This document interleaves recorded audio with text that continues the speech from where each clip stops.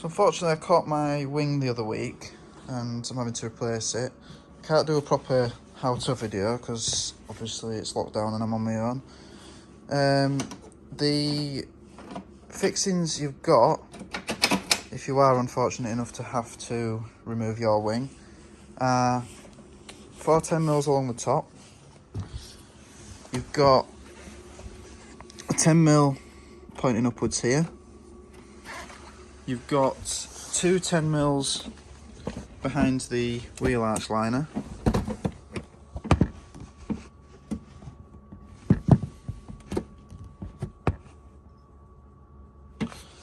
And then you've got another one here.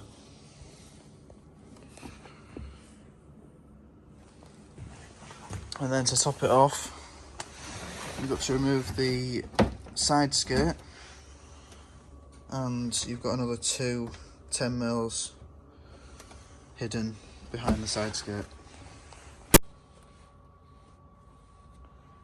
To get the side skirt off, you just need to remove this sill guard here, and you've got these trim clips holding the side skirt in position.